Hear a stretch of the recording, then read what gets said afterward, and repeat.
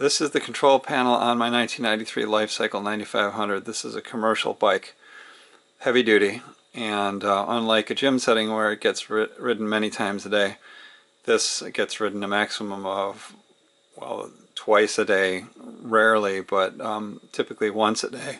But then it often sits for a year or two between instances of training for bike trips without being used. So it's low use, very low use, and I'm having problems with the keypad. They started maybe 5 or 10 years ago, I guess about 5 years ago.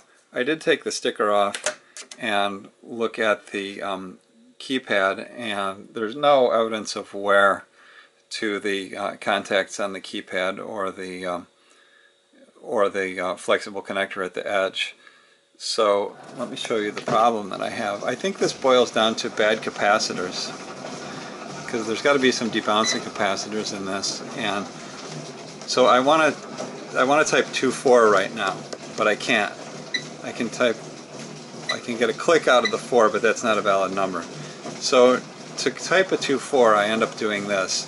I end up punching numbers in the same row and column as 2 for a little while, and then eventually the 2 works, which kind of seems consistent with my capacitor theory. I guess I actually hit the 6 too. So then eventually, see, the 1 works. Oh wait, first I gotta hit hill.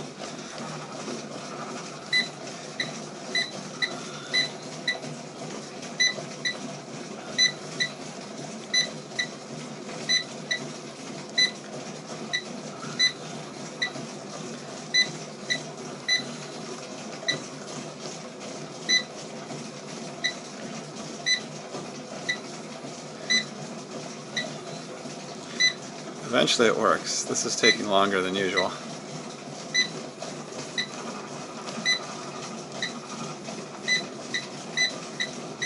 There we go. 2.4, enter, and then I'm off to the races. So that feels like a capacitor problem. Thoughts?